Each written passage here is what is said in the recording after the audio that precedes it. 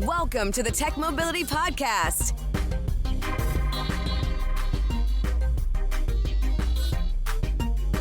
I'm Ken Chester.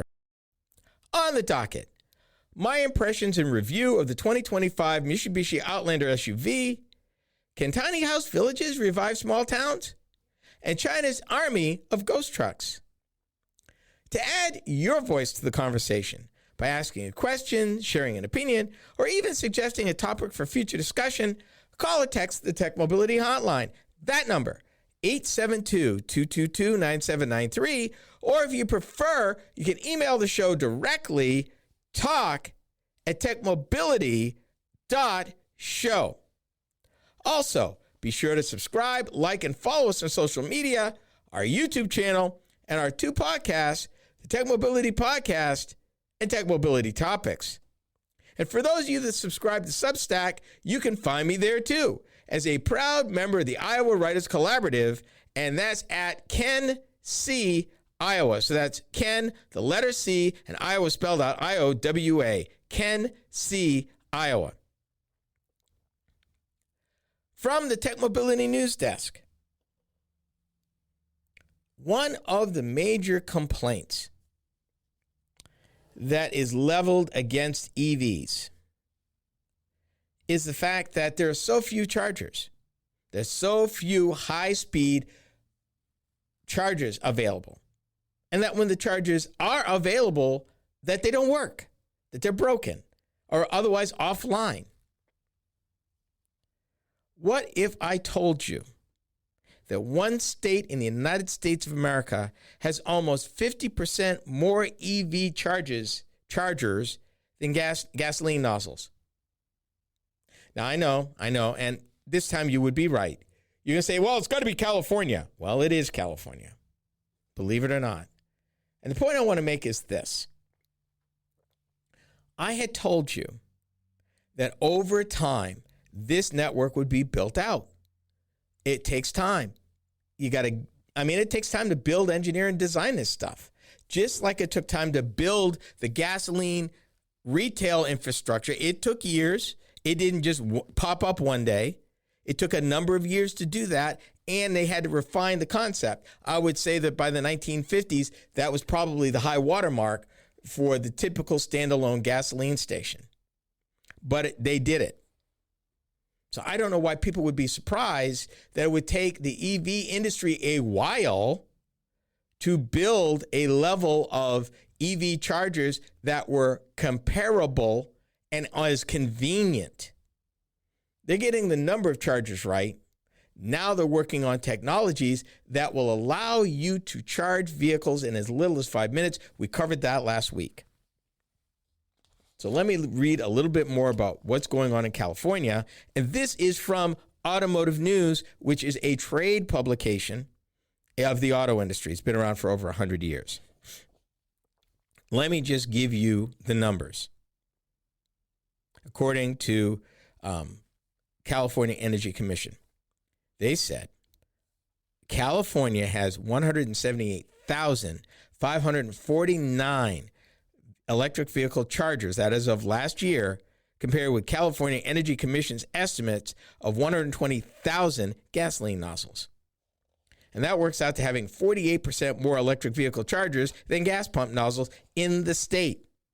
A milestone that highlights its steady march towards an electric future despite headwinds from the federal government. Okay, you've heard all the fuss about California. And you're like, I don't understand why California is special or different. If you've never been to California, let me help you. The topography of the Golden State, particularly in the Los Angeles basin, has the ability to trap all the emissions. And with the bright sun, it was creating something back in the 70s called photochemical smog. In fact, the pollutants were going up into the air, interacting with the sun, and becoming completely different compounds that even they didn't know what they were. But they were carcinogenic, deadly, and it was bad all the way around. When the Clean Air Act was passed in 1970, Congress gave special permission to California to actually enact standards that were stricter than federal law. Folks might remember back in the days, particularly the 80s and the early 90s, of the 49+1 cars, that you had one standard for 49 states and you had the California standards, which were stricter. You probably didn't know that in the United States today, there are 40 different blends of unleaded regular. Why? Because of pollution standards, because of certain geographical areas, high altitude, California, other reasons. You did know that there was a difference between your summer blend and winter blend, right? In case you didn't, now you know. That, yeah, the gasoline that you buy isn't the same everywhere all the time. And it depends on season, it depends on location, and it depends on the level of pollution going on where you live. Will determine what the formula is for the gasoline that you're putting in your vehicle. It's different. Getting back to California, everything that made the state desirable for people to go to also made it a place to die. If they didn't get this together, people were dying. Respiratory problems, high pollution, it was not pretty. So that's the thing.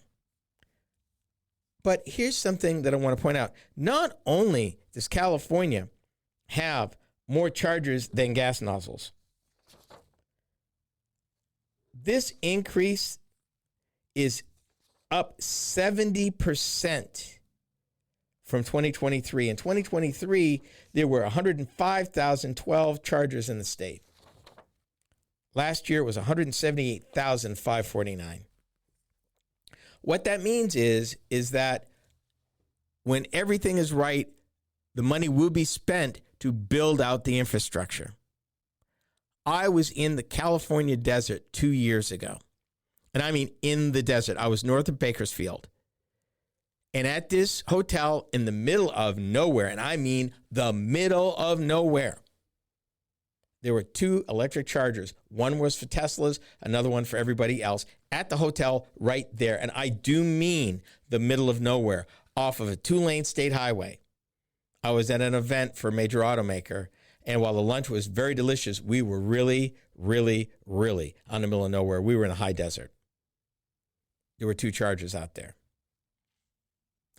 California's commitment, you think California's just being California. California had to do this because they had no choice. From an air quality standpoint, they had no choice. That's why you've heard of the California Air Resources Board, or CARB as it's called, and it's been around for years, because they needed to get ahead of it.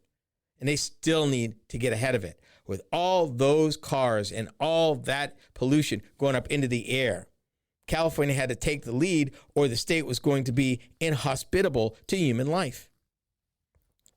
And with everything else going on in California, the last thing you needed to do was not being able to breathe. Or what you breathed in was harmful to you. So that's why the big move. That's why California is all about this stuff. Now, of those 178,000 chargers, only 17,000 are fast chargers. That's an issue for me, because it should be the other way around. A level 2 charger, unless you're able to plug in and walk away for a while, ain't going to do you no good, because it's going to take hours to charge, so it doesn't really address the problem. So while, yes, California should be commended for the progress, have they really made progress, though? Only 17,000? Not so much. And the issue is that I don't know what it would cost to retrofit those level 2 chargers. Let me add this while we're on the subject. The state estimates the consumers have installed more than 700,000 level 2 chargers in single-family homes. And home charging is the method most owners use to repower their EVs. And my beef with that is it discriminates against those of us either unable, unwilling, or don't want to own a home. If we want to own an EV, we are either at the mercy of a public charger, or we're just stuck. We can't buy one. And I don't think that's right, because that tends to give privilege to the moneyed class and not the people who really need it, which are people in the low-income, high-pollution areas of these cities, which would benefit from a lot of EVs if they could charge them. But since they don't own a home, they don't have a level 2 charger, so they can't plug it in overnight. Oh, well. The current Mitsubishi Outlander is the automaker's best ever. You are listening to the Tech Mobility Show.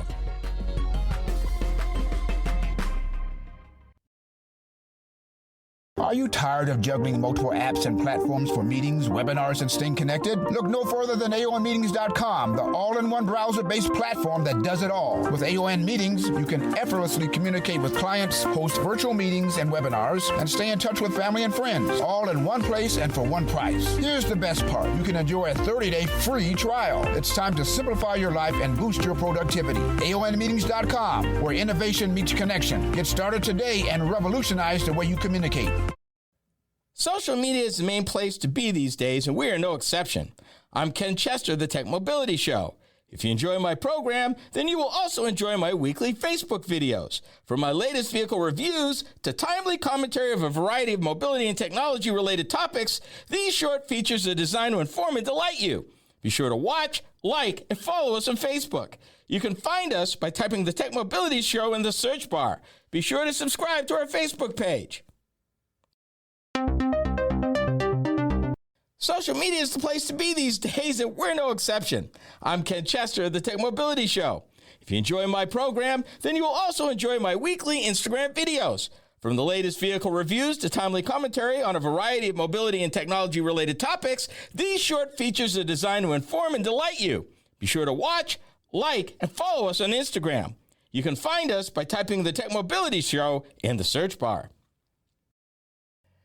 For those of you that listen to podcasts, we have just the one for you. Hi, I'm Ken Chester. Tech Mobility Topics is a podcast where I upload topic-specific videos each week. Shorter than the full show, these bite-sized programs are just the thing, particularly if you're interested in a particular topic covered on the weekly radio show. From Apple Podcast to iHeartRadio and many podcast platforms in between, we got you covered. Just enter Tech Mobility Topics in the search bar wherever you listen to podcasts.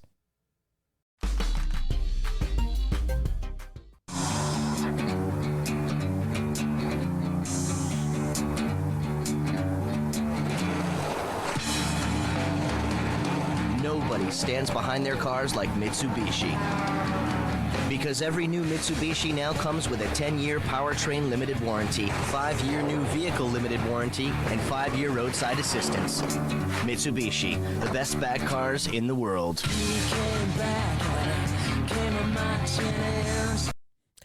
That was from 2005. The vehicle that they showed in that television commercial was actually the Mitsubishi Endeavor, which was their first domestically built SUV, which for the time, and they built it for 5 years, was pretty advanced. It was pretty gnarly. It was one generation. It was built at their plant in Normal, Illinois. And I remember being invited to California to evaluate the vehicle, and I was very impressed. The problem is, between the recession and getting crunched in the marketplace, Mitsubishi never put in any money into the Endeavor to upgrade it. So it was one generation only, which was too bad because it could have been so much more. But now we have the Mitsubishi Outlander. So let me introduce this SUV to you. The Outlander was originally introduced to the American motorists at the 2001 North American International Auto Show in Detroit as the Mitsubishi ASX concept vehicle, with ASX standing for Active Sports Crossover. This represented the automaker's approach to the industry-wide crossover SUV trend at the time for retaining all season and off-road abilities offered by a high ground clearance and four-wheel drive, while still offering car-like levels of emission, economy, and size. Replacing the body-on-frame Montero Sport in North America, the Outlander went on sale during the 2003 model year. The fourth and current generation of Outlander debuted in 2021 for the 2022 model year. As part of the Renault-Nissan-Mitsubishi Alliance, the Outlander is based on the Nissan Rogue, which rides on the CMF-CD platform. For For 2025, the 7-passenger Outlander gets a mid-cycle refresh with revised front and rear styling, along with greater levels of luxury in materials and design throughout the interior. And inside the passenger cabin, these upgraded and redesigned materials bring Outlander even closer to the luxury class, with the addition of sound-deadening material in significant areas, bringing about a reduction more than 0.5 decibel in road noise and nearly 6 decibels in overall sound insulation compared to last year. Occupants will discover redesigned placement and sizing of the cup holders, a more functional area for wireless mobile phone charging, and a larger armrest center console area with more storage. Underneath, the Outlander sees a recalibrated power steering system delivering more precise steering feel with recalibrated springs, shock absorbers, and stabilizer bars, which bring greater assurance in driving confidence. Available in 4 trim levels, power for the front drive Outlander is generated by a 2.5-liter gasoline 4-cylinder engine that makes 181 horsepower and 181 foot-pounds of torque. Energy is communicated to the front wheels via a continuously variable automatic transmission with an 8-speed sport mode. The automaker's legendary Super All-Wheel Control all-wheel drive system is optional. EPA fuel economy numbers are 24 city, 31 highway for front-wheel drive, 24 city, 30 highway for all-wheel drive. Cargo capacity is 64.3 cubic feet with the second and third row seating folded flat. Towing capacity comes in at 2,000 pounds. Here's what I liked about the vehicle. The 2025 Mitsubishi Outlander is designed to be bold and stylish, and without a doubt, the best Outlander ever. The Mitsubishi SUV has a look of sophistication inside and out, and there's so much to love, I don't even really know where to begin. The Outlander is capable and a talented highway performer when underway. Smooth, quiet, and responsive, the driver can choose from 6 drive mode settings on demand: Eco, Normal, Tarmac, Gravel, Snow, and Mud. There's also an auto hold function as well, and a manual shift mode via steering wheel mounted paddle shifters, giving the driver a variety of options depending on road conditions. The Outlander boasts solid overall construction, head-up display, retained accessory power, LCD interior lighting, heated cooled front seats, heated outbound second row seats, and a second row climate control, as well as a low step-in height and decent second row legroom. And put a pin in that because I said second row. Displays, controls, and switchgear are easy to read and use. And as I mentioned earlier, the second and third row seats fold flat with the cargo floor, adding a level of versatility and functionality. And speaking of seating, and I don't know if somebody needs to know this, but I'm putting it out there, both power front seats fully recline. Here's what I didn't like about the vehicle. The accommodations for the third row seat. Okay, I'm just going to say it like this. They're not fit for child, man, or beast. And honestly, it is not really a problem that is unique to Mitsubishi. It is any auto manufacturer trying to put in a compact or a mid-sized package a third row of seating. While it's commendable that they try, very often they fail because it either means I gotta choose either carrying people or carrying stuff, because I don't have, except in a very few vehicles, enough room behind that third row seat to carry any meaningful volume of anything. Unfortunately, the Outlander is no better right there with that particular thing. I'd be better off doing it as a 5-passenger and not even using the third row of seating. There are no USB ports for the second and third row of seating, and I need to clarify that because Mitsubishi actually has a set, but it's at the very back of the center console, and I guess they mean for that to be used by the second row passengers. I'm not thrilled with it because it's not really user-friendly, and if you're in the third row, you ain't got none at all. Here's something else. Not that you would ever need to do it, but if you gotta go look at the engine to check the oil to add windshield wiper fluid, be careful. That hood is all steel and it's heavy. Don't get hurt. And then finally, and I don't get this, there's no spare tire. And I've tried to find out whether the tires that it's running on are run flats, which they're not, self-sealing, or puncture resistant, which is usually the thing they'll do if they're not going to include a spare tire. I am not sure that these tires are any of those things. They are Toyo Open Country HTs, and they're 20-inch tires, which gives me pause, and you know why. They're expensive, and you'll have to probably order them. So here's the bottom line. Despite some of the drawbacks, Mitsubishi Outlander continues to be a bright, shining star in the automaker's limited North American lineup. Now, the Outlander offers a little something for everybody, and if you want to take economy to the next level, there's even the availability of a plug-in hybrid, which we did not review, and maybe next time we will. The manufacturer's suggested retail price for the 2025 Mitsubishi Outlander starts from $29,645 for the ES, up to $43,145 for the Platinum Edition, which, by the way, Platinum Edition comes all-wheel drive standard. Destination charges add $1,495. MSRP is tested. Test vehicle was the Outlander SEL, equipped with all-wheel drive. It was outfitted with the following factory-installed options: premium package, two-tone exterior paint, door ground Mitsubishi illumination, tonneau cover, chrome hood emblem, and welcome package. Total cost of the options, $43,885. Total MSRP, $44,675. Can a tiny home village bring new life to a small town? We investigate. This is the Tech Mobility Show.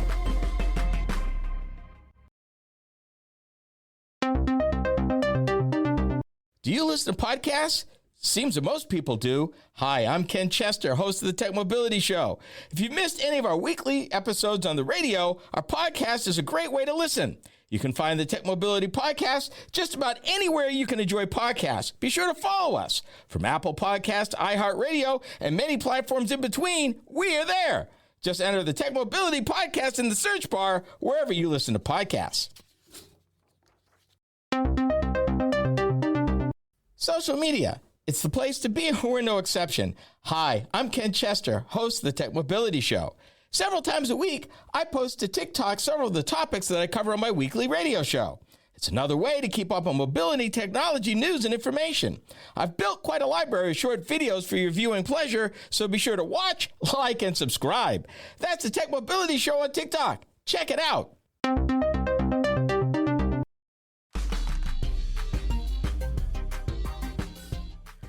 Tiny houses. With the stock of affordable housing severely diminished in many parts of the country, the rise of tiny houses offers some people an alternative when considering a safe place to live. A twist on that concept is actually the rise of tiny house villages, often near or just outside small towns in rural America. Could this concept be a win-win for all? This is topic B. I was looking at an article, and this article talked about an example in upstate New York where a general contractor some 29 years ago got inspired to build, during the slow season, 3 small rentals which mimicked gingerbread houses from a child's story that he was reading his granddaughter. People loved them. The next year during the slow season, he built 3 more. And as this went on, he actually ended up in a small town in upstate New York, buying a 2.8-acre lot and putting 12 of these little homes on that lot and making them available for people. Folks loved them. Here's why. Number 1, and obvious, affordability. Number 2, the way that he approached building them. You had privacy, but yet you had community. They were in groups of 3, but the homes were turned in such a way that when you looked out the window, you weren't staring into your neighbor's living room. The average size ran from anywhere from roughly 500 square feet to a little over 1,100 square feet, depending. And the way that he designed and built them, they still were quite airy for their size. So what you're looking at is anything from roughly a studio apartment size to maybe a small 2-bedroom. But it worked. He took 40 acres of land and built an actual community of these near a small town.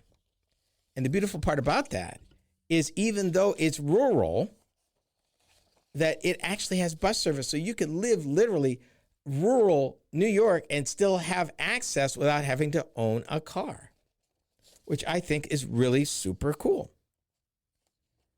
But there are two things that are putting a crimp into the ability to replicate this. Obviously, to me, is one solution to a very prickly problem. Bet you can't guess what it is. Zoning laws. Zoning laws. And the fact that people have a not in my backyard mentality when it comes to this stuff. Now, we're not talking about a bunch of noise. We're not talking about a bunch of crime. The way he's got it designed is very nice and very elegant and looks really classy. But people need a place to live. And a lot of people can't afford what's out there right now. And if you are semi-retired, or maybe you're a widower, or maybe you're a young family starting out, husband and wife, this is exactly what you would need. Not to mention being in the countryside, you get the beauty of the scenery, and you get a quality of life without the kind of crowd mentality of an apartment building complex. You don't get all those people packed in there. So you actually get some freedom that literally, if you will, breathe, which in and of itself makes it almost worth doing. Why do people not want these homes in their community? It's a question we need to ask. What we're doing right now as a country relative to what we're calling affordable housing is not working for more and more people.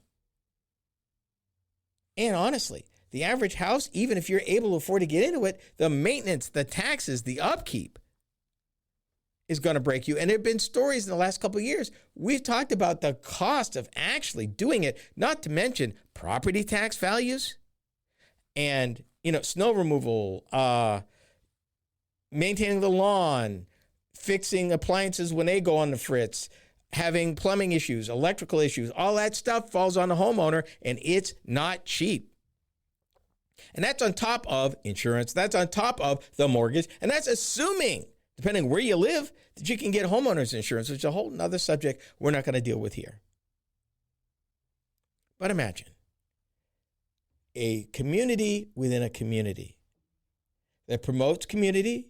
Everybody knows everybody, but nobody's nosy. That promotes peace and quiet and quality of life that you cannot replicate in the city. Would you live in a tiny home? Our apartment's about 1,350 square feet. This 1,100 square feet would work for us. We've lived actually in an apartment slightly smaller than that at one time, of about 965 square feet. It was snug, but we made it work. 1,100 would be a little better. It's doable. And if you are on a fixed income, if you have health challenges, can't get around a lot, this would be the ideal thing for you. Not to mention a community setup where people are looking out for everybody. So you would have a built-in community to make sure you're checking on your neighbors checking on you. You're not alone. You have privacy, but you're not alone. And again, if you're over a certain age, loneliness is a major cause of depression, dementia, suicide, etc. So being able to be part of a community like this on your own terms is pretty good. It really, really is. And I'm telling you, I'm looking, this is Fast Company magazine, and I'm looking at these homes, and they look pretty classy. I wouldn't mind living in one of them. They're nice. Not to mention the view they got. In this case, he built a number of homes overlooking a lake. Can you imagine that is your view when you get up in the morning? You can hear the wildlife, and you can see the sun and smell the breeze and enjoy even, the water and the noise of the water lulling you to sleep at night.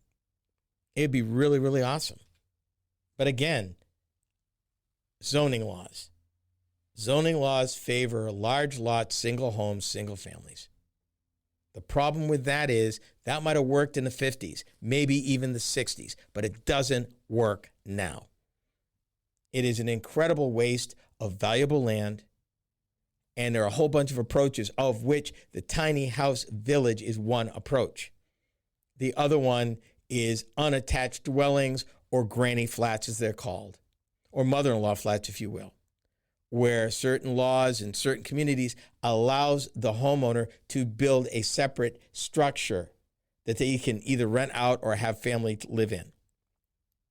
There are a lot of different approaches, but the bottom line is affordability, community, being able to enjoy quality of life and have some freedom. In this case, with this particular builder who's fielding calls all over the country, and he tells builders who are interested in replicating what he's done in New York State, he said the problem is going to be zoning. Number one problem. It's going to be the zoning in your community that's going to fight you tooth and claw because they don't want it. To me, I think I'd rather have these small homes in a cluster than a major, large, overbearing apartment building with all that noise and all those people all squished together. This is a much better quality of life because it's spread out a little bit and it was planned. So it wasn't built willy-nilly. He actually put some planning in it and it looks quite nice. And I think a lot of people could relate. He said they've been real popular and he's going to keep building them. He'd like to replicate this across the country. But time will tell if planning and zoning will get the message and be willing to make those changes to facilitate this, at least in some part of town. Call Ghost Trucking, and a fleet of driverless trucks are shaping the future of shipping in China. Is this what's next for the United States? We are the Tech Mobility Show.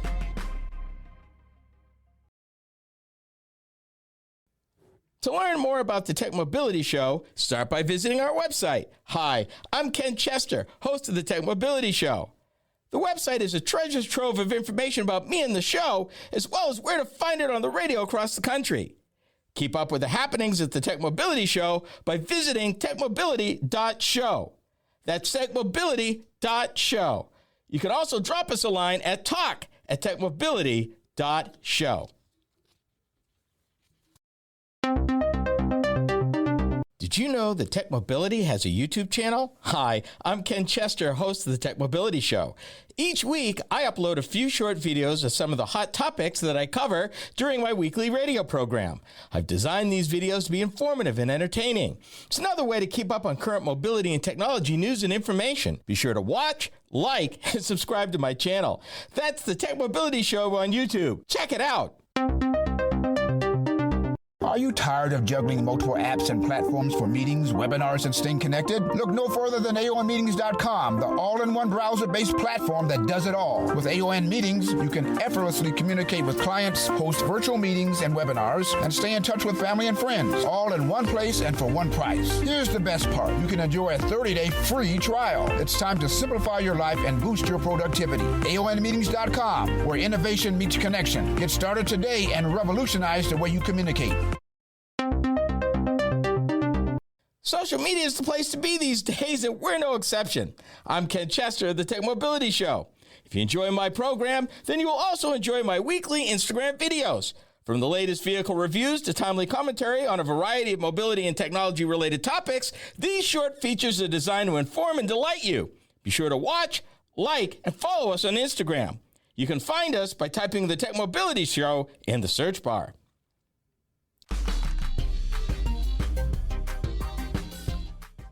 Imagine passing a truck on the interstate at highway speed that doesn't have a space for the driver. There's no cab. That is, in fact, just a flat wall crowned with sensors and cameras. In China, these futuristic yet cheap-looking trucks are part of a fleet of driverless light trucks that can carry 1,000 parcels autonomously, and that means autonomously, with no oversight, over a range of 110 miles. Sound far-fetched? Well, in China, like I said, it's happening right now.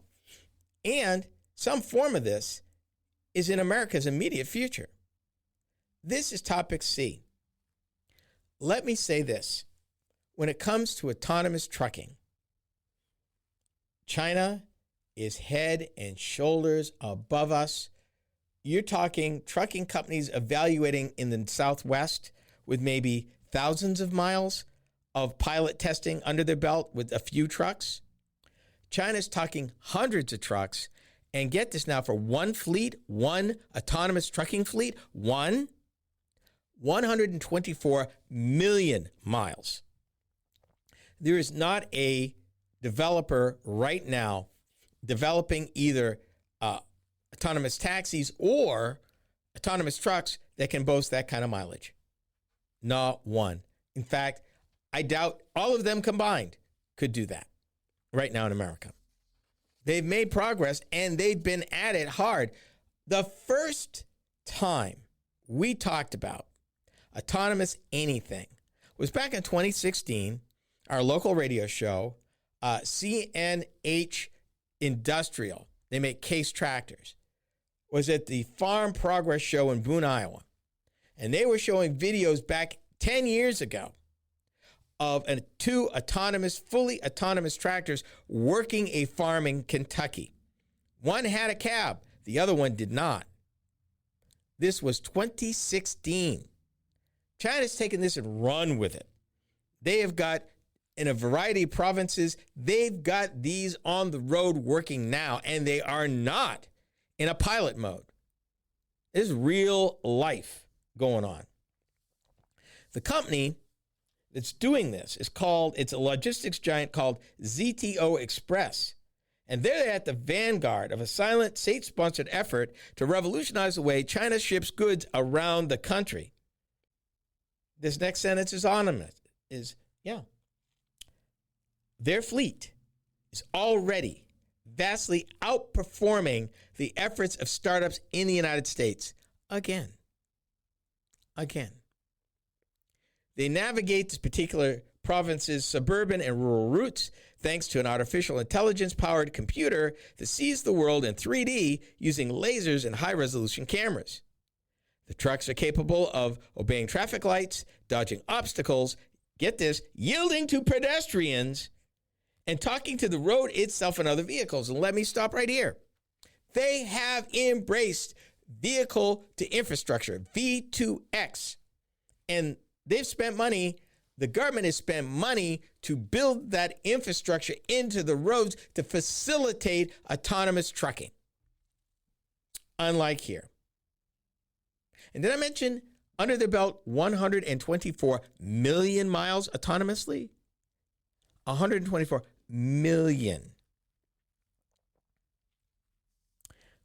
Most of these companies, ZTO included, have been active on this realm for now 4 years. And they're taking it all the way. This particular article shows a delivery of 400 autonomous heavy-duty trucks. 400.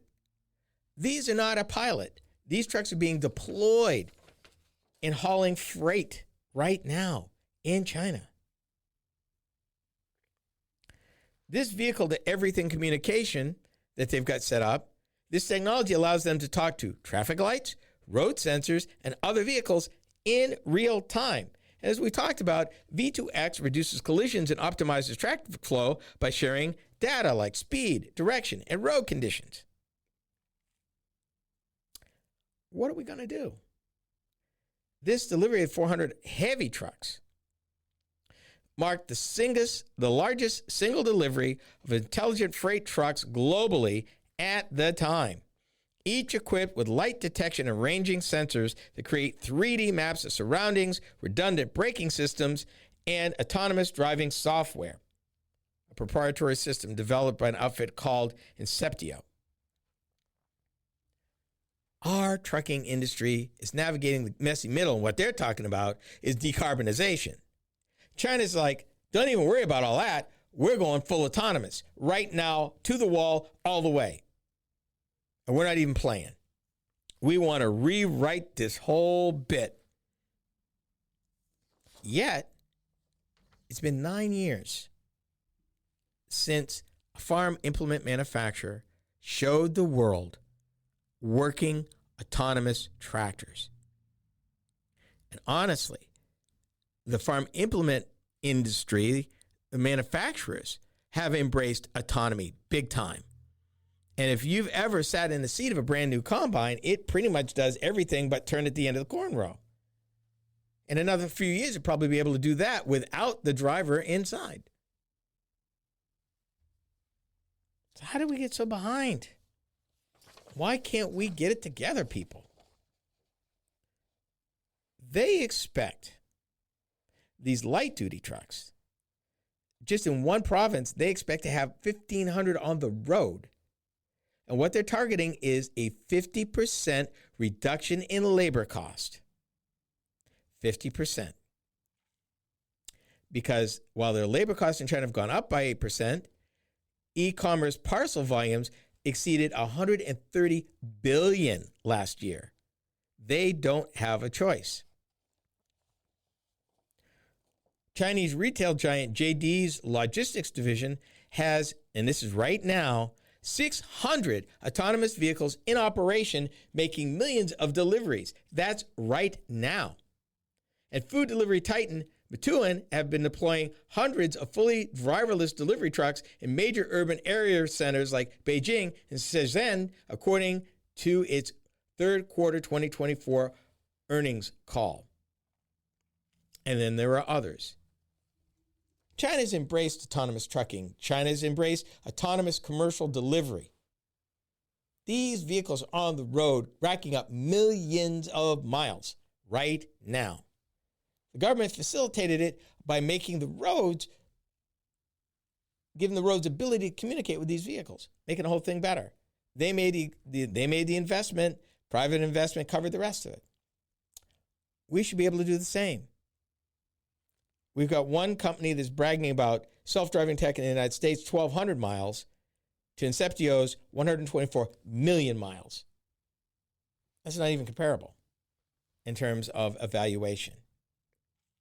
But trust me, if they perfect it there, they can export it, and they will in due time because it makes too much economic sense.